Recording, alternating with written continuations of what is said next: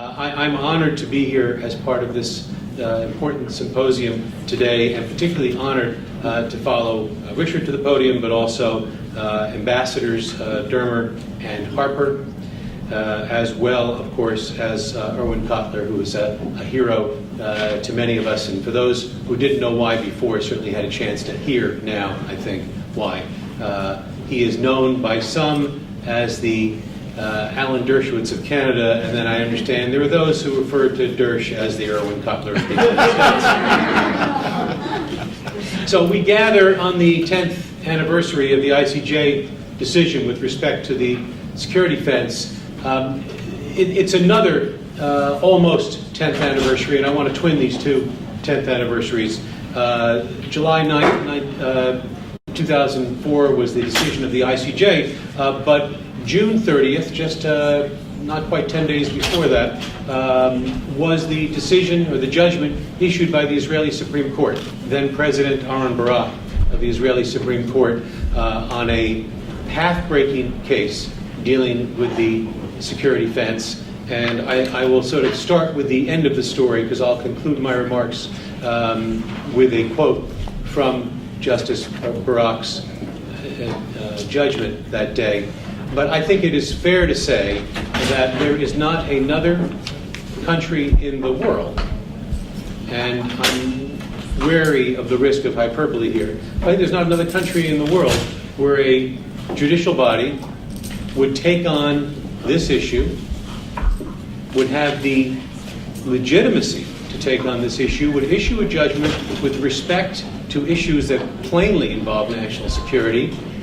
And I want to say two things, the less important of which is that the judgment was enforced and the exact course of the security fence was changed as a result. That's the less important of which. The more important of which is, and no one was surprised that that was the response to the court. The fact that no one was surprised is itself astonishing. I will use an example of probably the only other country where such a thing could happen. Forgive me an autobiographical moment. When I was in law school, it was not long after the Watergate matter, and that was the issue that had us all consumed as young law students. And I remember a group of us sitting around with the late Charles Black. Some of you may remember, my great mentor at the Yale Law School, a great constitutional scholar. And we kept asking him, but what if President Nixon hadn't turned over the tapes? The Supreme Court ordered him to turn over the tapes. I mean, he's the commander-in-chief of the Army, the Navy, the Air Force, and the Marines. What if he hadn't turned over the tapes?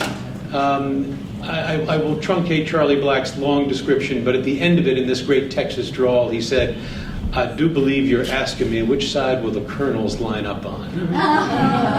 He said, my answer is twofold. I don't know, but I do not believe that's how it will ever happen in the United States of America. And of course, it's not what would happen in the United States of America. And the fact that the United States Supreme Court ordered the President of the United States to turn over the tapes, that was a significant moment. The fact that the President then turned over the tapes was almost taken for granted. The fact that it was taken for granted is astonishing. The fact that the Israeli Supreme Court would issue a judgment with respect to the direction, the shape, the nature of a security fence clearly designed, as Ambassador Dermer told us in very compelling terms, to save lives. It has saved lives. Thank God it continues to save lives. The fact that a court would issue such a judgment is striking. That it would be enforced without question is astonishing.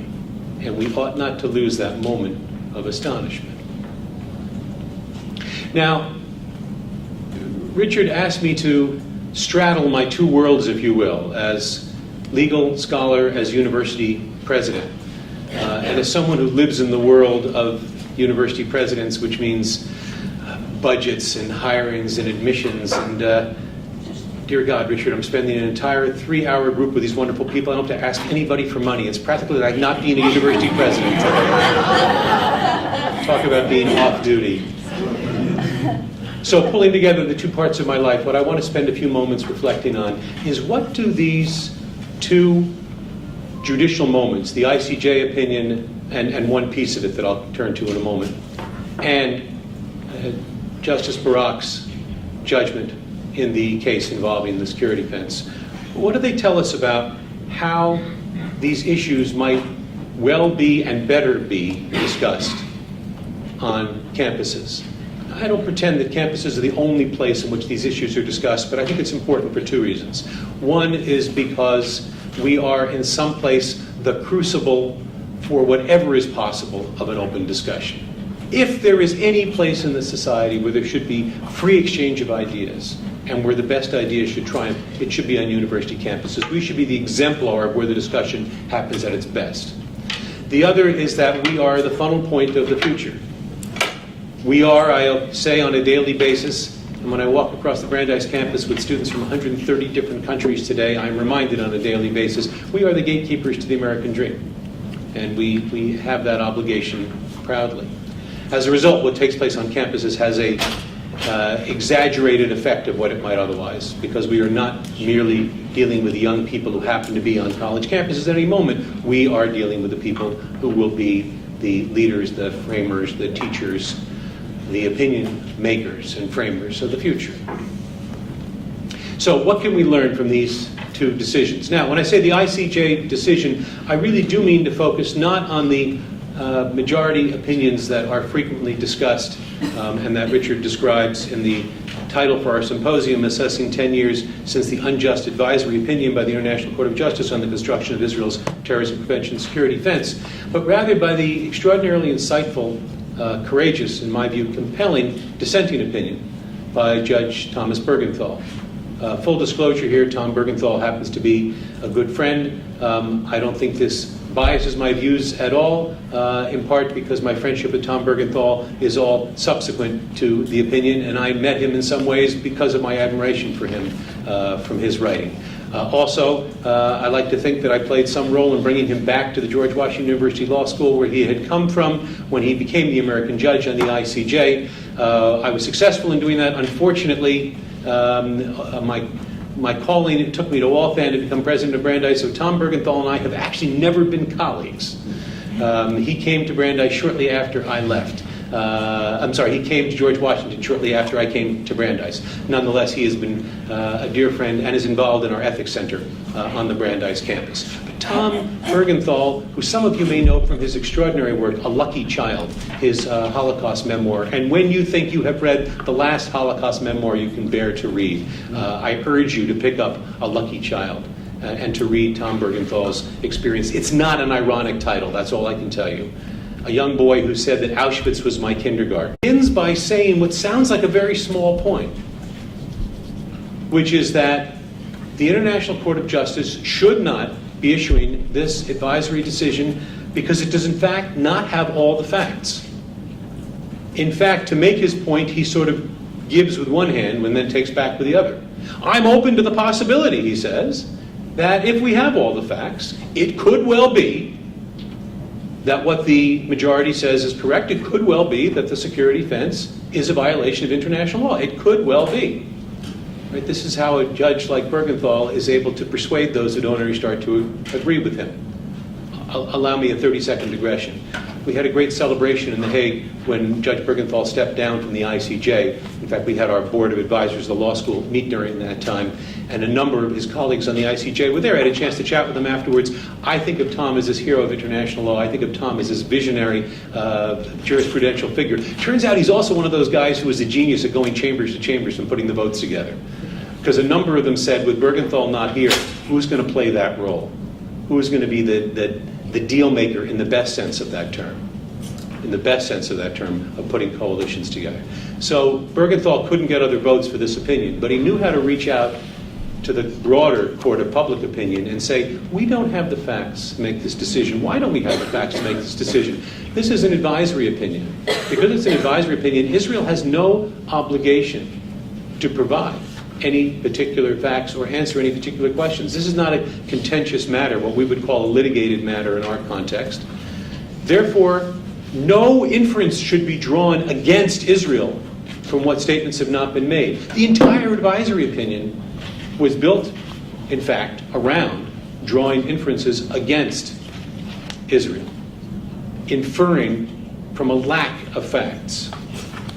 There is one very powerful assertion that Buergenthal makes, and as you'll see, it's a legal matter. It doesn't require a factual record to make it. And that is that Article 51, which is the right of every nation to defend itself, that Richard really began our discussion with, applies not only with respect to state actors, but applies as well to the right of self-defense to non-state actors. So obviously what he is doing in that very powerful assertion is to say that the state of Israel has a natural right, if you will, a human right on behalf of its citizens to defend itself, and not just against state actors, but against non-state actors. He is situating terrorism in the context of war, and the right to defend oneself is a legal right, a natural right, a human right. So, set the Buergenthal dissent aside just for a second and now turn to the Barak judgment. What Judge Barak precisely did was to fill in the context that Judge Buergenthal said was absent from the advisory opinion of the ICJ. And here I could rehearse the entire context that Judge Barak rehearses, but you have the advantage of having heard much of that by the prior speakers. That context that does not begin in 2004. It does not begin in 1967. In truth, it does not begin in 1947, but to a certain extent we can begin part of the discussion there. That context creates a justification. And for the lawyers in the room, I carefully use the word justification, not an excuse. An excuse says that something that would not otherwise be permitted is understood for various extenuating circumstances. A justification is something that is actually legally, morally justified on its own terms. A justification for the existence of a security fence that is there for what reason? As an act, as an extension, as an articulation of the right of self-defense. Now, because this is the Israeli Supreme Court, Judge Barak says there is a test of proportionality where the court must balance liberty and security.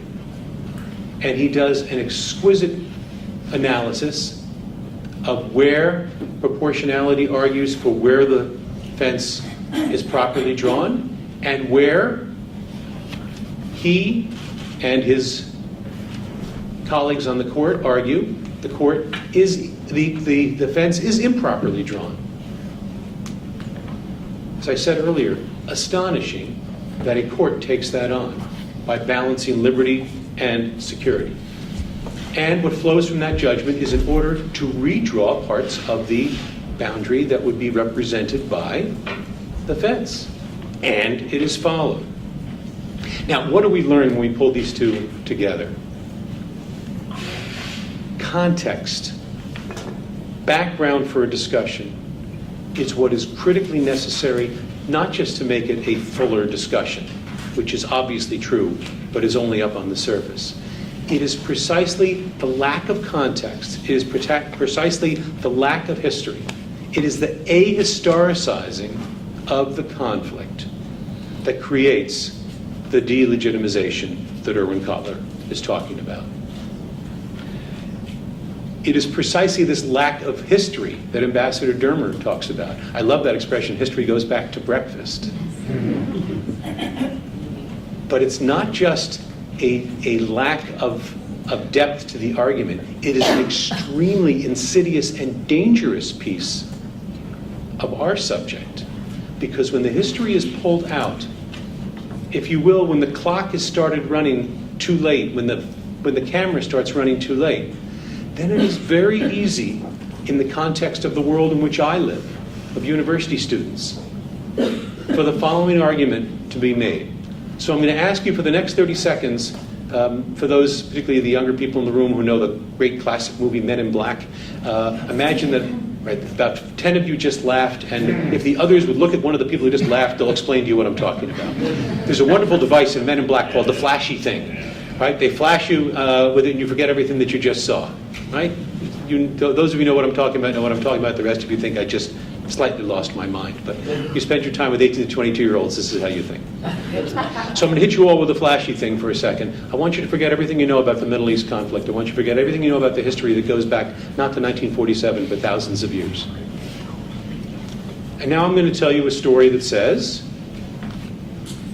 I am making a claim on behalf of my people in that part of the world, and all we're saying is there should be one country where everyone's treated the same. Everyone gets to vote, no distinctions on the basis of religion or background, and we'll have one country that goes from the Jordan to the Mediterranean, everybody, one person, one vote. Now, to the American ear, that sounds very appealing, doesn't it? As a matter of fact, to the American ear, you wouldn't necessarily want to be the one who'd have to say, no, there's actually a reason that there has to be a Jewish state. Why does it have to be a Jewish state? You know, I'm an American. We have separation of church and state. You see how insidious the argument is when you pull all the history out. All right, now I'm going to unflashy thing you. Right, bring back thousands of years of history. Right, bring back the nature of the conflict. Bring back what brought us up to the 2004. And bring back what brings us up to 2014. Dear God, bring back what brings us to bombs falling, rockets falling today. And once we have that context, then it's revealed as delegitimization.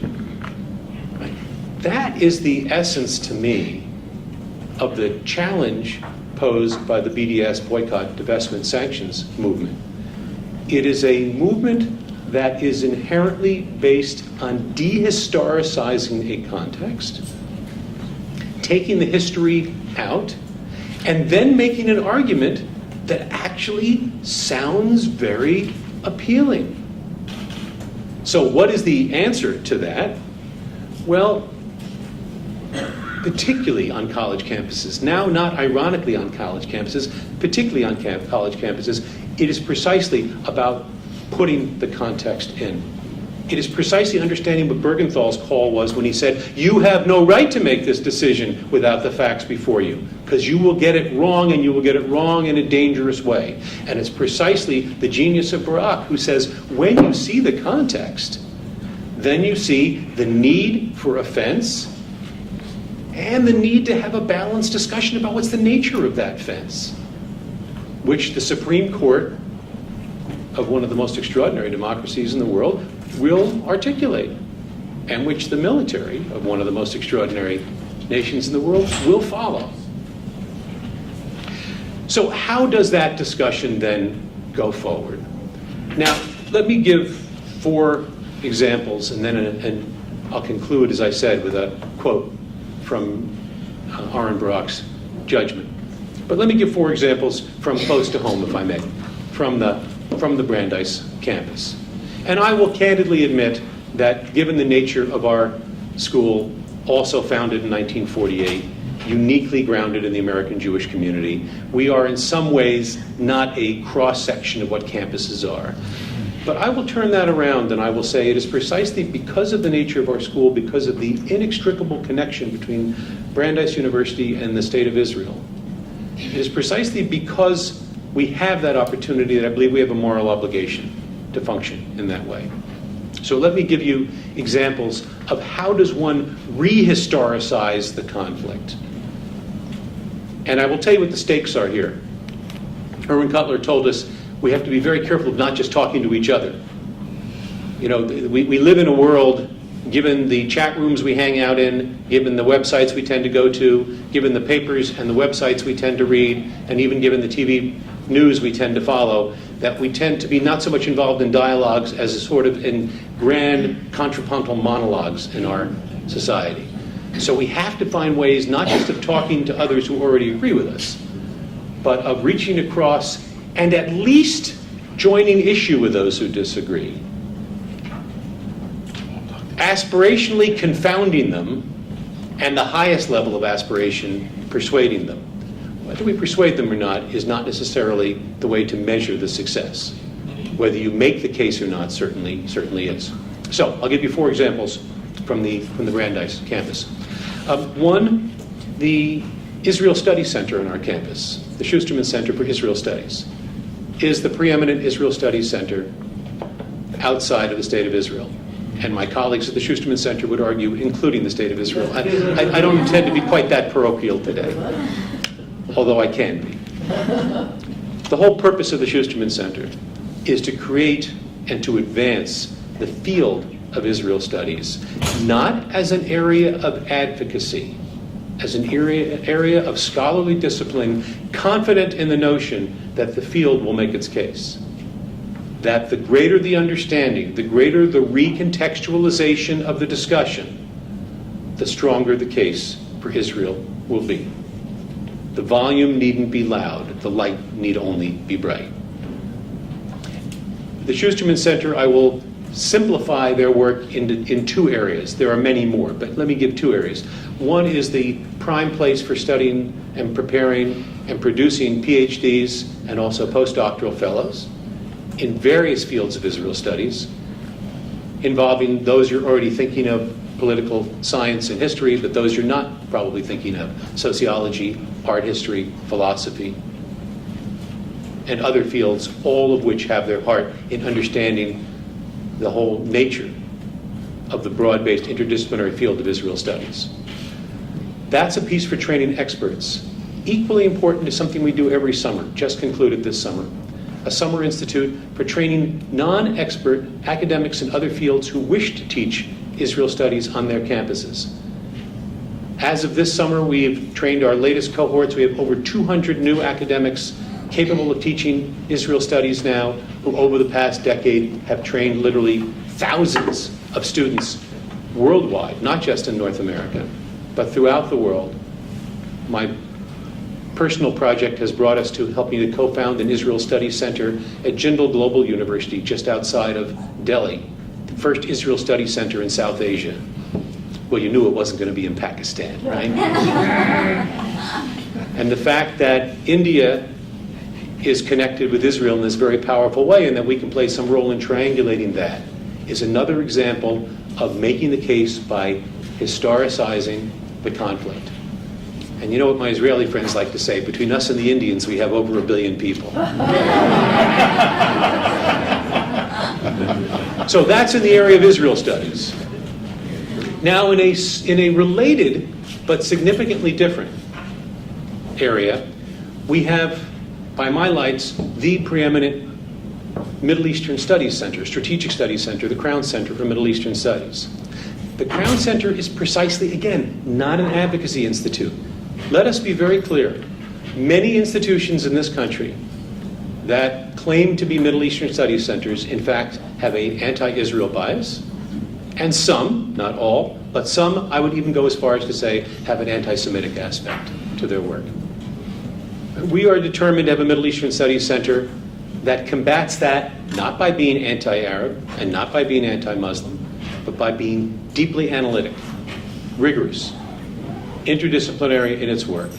And as a result, to give one example, my colleagues from the Crown Center are on a regular basis consulted by the Joint Chiefs of Staff.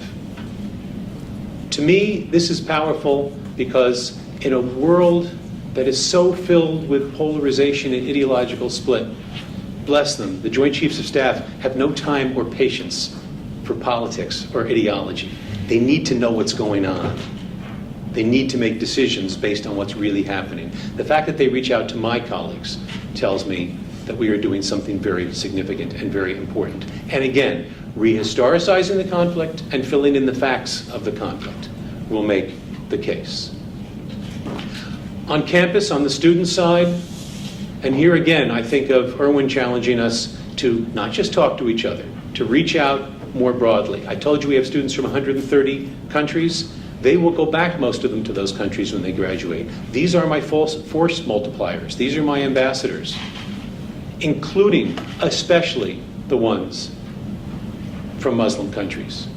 They will be in rooms that most of us will not be in.